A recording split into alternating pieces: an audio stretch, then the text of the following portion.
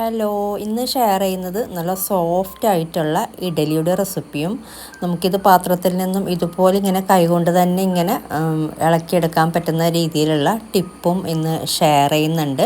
സ്പൂണോ കത്തിയോ ഒന്നുമില്ലാതെ നമുക്ക് കൈകൊണ്ട് തന്നെ ഇതുപോലെ ഇളക്കിയെടുക്കാം. അപ്പോൾ നോക്കാം. അപ്പോൾ ഇതിന് വേണ്ടിയിട്ട് 3 കപ്പ് പച്ചരിയാണ് എടുത്തിട്ടുള്ളത് കേട്ടോ. ഇതിലോട്ട് 1 ടീസ്പൂൺ നിറച്ച് ഉലുവയും കൂടെ ചേർത്തിട്ട് നന്നായി കഴുകി എടുത്തിട്ട് വേണം ഇത് കുതിർത്ത് വെക്കാനായിട്ട്. അരമണിക്കൂർ അല്ലെങ്കിൽ 1 മണിക്കൂറൊക്കെ കുതിർത്ത് വെക്കുക. പിന്നെ ഇതിലോട്ട് വേണ്ടതിന് ചോറാണ്, പുഴുക്കലരി ചോറാണ് ഞാൻ എടുത്തിട്ടുള്ളത്. 1.5 കപ്പ് ചോറാണ്.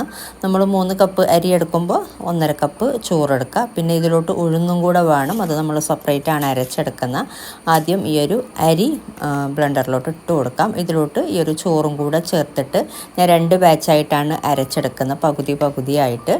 പിന്നെ നമ്മൾ കുതിർത്ത് വെച്ചിട്ടുള്ള വെള്ളം തന്നെയാണ് അരക്കാനായിട്ട് ചേർത്ത് കൊടുക്കുന്നത്. അതുകൊണ്ടാണ് നന്നായിട്ട് കഴുകിയെടുത്തിട്ട് തന്നെ കുതിർത്ത് വെക്കുന്നത്. അപ്പോൾ ഇത് നന്നായിട്ട് അരച്ചെടുത്ത് വരാം. അപ്പോൾ അരച്ചെടുത്തിട്ട് വലിയൊരു പാത്രത്തിലോട്ട് ആക്കി കൊടുക്കുക. കുറച്ച് തിക്കായിട്ട് തന്നെ അരച്ചെടുക്കുക കേട്ടോ. ഉഴുന്നാണെങ്കിലും അരിയാണെങ്കിലും. ഇപ്പോൾ അരി നമ്മൾ 2 ബാച്ചും അരച്ച് ആക്കിയിട്ടുണ്ട്. ഇനി നമുക്കിത് ഉഴുന്ന് അരച്ചെടുക്കണം. 3/4 കപ്പ് ഉഴുന്നാണ് എടുത്തിട്ടുള്ളത്. നന്നായി കഴുകി എടുത്തിട്ട് കുതിർത്ത് വെക്കാം കേട്ടോ. അരമണിക്കൂർ അല്ലെങ്കിൽ 1 മണിക്കൂറൊക്കെ കുതിർത്ത് വെച്ചിട്ടുള്ള വെള്ളം ചേർത്തിട്ട് തന്നെയാണ് നമ്മൾ അരച്ചെടുക്കുന്നത്. അപ്പോൾ ആദ്യം കുതിർത്ത് വെക്കുമ്പോൾ നന്നായിട്ട് തന്നെ കഴുകിയെടുക്കണം. നല്ല ഉഴുന്ന് നല്ല വെള്ള കളറിൽ കിട്ടണം. അപ്പോൾ ഇത് നല്ല തിക്കായിട്ട് തന്നെ അരച്ചെടുത്തിട്ടുണ്ട്. ഇനി ഇതിലോട്ട് പാകത്തിനുള്ള ഉപ്പാണ് ചേർത്ത് കൊടുത്തിട്ടുള്ളത്. ബേക്കിംഗ് സോഡ ഞാൻ ഇപ്പോൾ ചേർത്തിട്ടില്ല, വേണമെങ്കിൽ നിങ്ങൾക്ക് ചേർക്കാം കേട്ടോ. 1/2 ടീസ്പൂണ്. എന്നിട്ട് നന്നായിട്ട് നമ്മളെ കൈ കൊണ്ട് മിക്സ് ചെയ്തെടുക്കാൻ പറ്റുമെങ്കിൽ അതാണ് കേട്ടോ ഏറ്റവും നല്ലത്. അല്ലാന്നുണ്ടെങ്കിൽ ഒരു മരത്തവി വെച്ചിട്ട് മിക്സ് ചെയ്തെടുത്താലും മതി. കൈ കൊണ്ട് തന്നെയാണ് ചെയ്യുന്നത് കേട്ടോ. നല്ല സോഫ്റ്റായിട്ട് കിട്ടാൻ വേണ്ടിയിട്ട് നമ്മളെ കൈ വെച്ചിട്ട് തന്നെ നന്നായിട്ട് മിക്സ് ചെയ്തെടുക്കുക. ഇനിതാ ഇത് മൂടി വെച്ചിട്ട് 8-9 മണിക്കൂറോളം ഫെർമെൻ്റ് ആവാൻ വേണ്ടിയിട്ട് മാറ്റി വെക്കാം. അപ്പോൾ മാവ് നന്നായിട്ട് പൊങ്ങി വന്നിട്ടുണ്ട്. ചൂടുള്ള സ്ഥലത്ത് വെക്കുന്നുണ്ടെങ്കിൽ ഒന്നും കൂടെ നല്ലതാണ് കേട്ടോ. തണുപ്പുള്ള ക്ലൈമറ്റ് ആണെങ്കിൽ പിന്നെ വെള്ളം ചൂടാക്കിയിട്ട് അതിൻ്റെ മുകളിൽ വെച്ചാലും മതി. അപ്പോൾ അത് നല്ല ഫെർമെൻ്റായിട്ട് വന്നിട്ടുണ്ട്, പതഞ്ഞ് വന്നിട്ടുണ്ട്. പിന്നെ നമ്മൾ ബേക്കിംഗ് സോഡ ചേർത്തിട്ടില്ല. ബേക്കിംഗ് സോഡ നിങ്ങൾക്ക് വേണമെങ്കിൽ ചേർക്കാം, ഓപ്ഷണലാണ്. ഇനി നമുക്കിത് ഉണ്ടാക്കിയെടുക്കാനായിട്ടുള്ള കാണിക്കുന്നതാണ് നമുക്ക് പാത്രത്തിൽ നിന്നും ഇളകി വരാനുള്ള ടിപ്പ്. അപ്പോൾ അതിന് വേണ്ടിയിട്ട് നമുക്ക് വേണ്ടത് റൂം ടെമ്പറേച്ചറിലുള്ള ബട്ടറാണ്. അപ്പോൾ റൂം ടെമ്പറേച്ചറിലുള്ള ബട്ടർ എടുത്തിട്ടുണ്ട്, ഒരു ക്രീമി പരുവത്തിലുള്ളത്.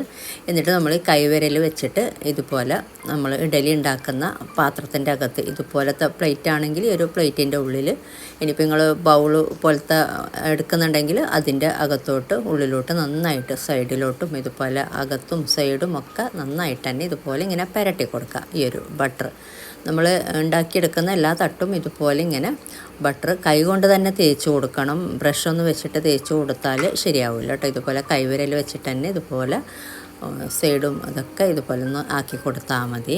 നമ്മൾ സാദാ എണ്ണ തേക്കുന്നതിന് പകരം ഇതുപോലെ ജസ്റ്റ് ഒന്ന് ബട്ടറൊന്ന് ആക്കി കൊടുക്കുക, അത്രയേ ഉള്ളൂ. ഇനി നമുക്ക് ചെയ്യേണ്ടത്, നമ്മൾ ഓൾറെഡി വെള്ളം ചൂടാക്കാൻ വെക്കണം. ഈ ഒരു അപ്പച്ചെമ്പ് ചൂടായതിന് ശേഷമാണ് ഇതിൻ്റെ മുകളിൽ ഈ ഒരു തട്ട് വെച്ച് കൊടുക്കേണ്ടത്. വെള്ളം ഒന്ന് ചൂടാവണം, എന്നിട്ട് തട്ട് വെച്ച് കൊടുക്കുക കേട്ടോ. ഇനി ഇതിൻ്റെ അടുപ്പിൽ തന്നെ വെച്ചിട്ട് ഇതുപോലെ വേണം നമ്മൾ ചെയ്തെടുക്കാനായിട്ട്, മാവ് ഒഴിച്ചു കൊടുക്കാനായിട്ട്. ഈ ഒരു രീതിയിൽ തന്നെ ചെയ്തെടുക്കുക, എന്നാൽ നന്നായിട്ട് കൈകൊണ്ട് തന്നെ നമുക്ക് ഇളക്കിയെടുക്കാൻ പറ്റുള്ളൂ കേട്ടോ. അപ്പോൾ 2 തട്ടും ഇതുപോലെ തന്നെ നമ്മൾ ബട്ടറൊക്കെ പുരട്ടിയ തട്ട് ഇതുപോലെ വെച്ചിട്ട് ഒന്ന് ചൂടായ ശേഷം, ജസ്റ്റ് നമ്മൾ വെക്കുമ്പോൾ തന്നെ ഓൾറെഡി വെള്ളം നല്ല ചൂടല്ലേ, അപ്പോൾ ഇത് വെക്കുമ്പോൾ തന്നെ ഈ ഒരു തട്ട് ചൂടാവും. എന്നിട്ട് മാവ് ഒഴിച്ചിട്ട് ഒരു 15-20 മിനിറ്റൊക്കെ ഒന്ന് വേവിച്ചെടുത്താൽ മതി. അപ്പോൾ ഇത് നന്നായി വേവിച്ചെടുത്തിട്ടുണ്ട്. അപ്പോൾ നമുക്ക് ചൂടാറിയ ശേഷം ഇത് ഒന്ന് പാത്രത്തിൽ നിന്നും അടർത്തിയെടുക്കാം. നല്ല സോഫ്റ്റായിട്ട് തന്നെ കിട്ടിയിട്ടുണ്ട് ഈ ഒരു ഇഡലി. അപ്പോൾ ഇതിപ്പോൾ ചൂടാറിയിട്ടുണ്ട്. ഇനി നമുക്ക് കത്തിയോ സ്പൂണോ ഒന്നുമില്ലാതെ ഇതുപോലെ കൈവച്ചിട്ട് നമ്മൾ സിലിക്കോൺ പാത്രത്തിൽ നിന്നും അല്ലെങ്കിൽ നോൺ സ്റ്റിക്ക് പാത്രത്തിൽ നിന്നൊക്കെ ഇളക്കിയെടുക്കുന്ന പോലെ ഇതുപോലെ നമുക്ക് കൈവച്ചിട്ട് തന്നെ ഇളക്കിയെടുക്കാം. നല്ല സോഫ്റ്റായിട്ട് നല്ല പഞ്ഞി പോലത്തെ ഇഡലിയാണ്. പിന്നെ ഈ ഒരു പാത്രം ഈ കുഴിയില്ലാത്ത പ്ലേറ്റാണ് കേട്ടോ. ഇത് നമുക്ക് ഇതുപോലത്തെ ഒരു 4 പ്രാവശ്യമൊക്കെ ഉണ്ടാക്കിയെടുക്കാം നമ്മളെടുത്ത മാവിൽ.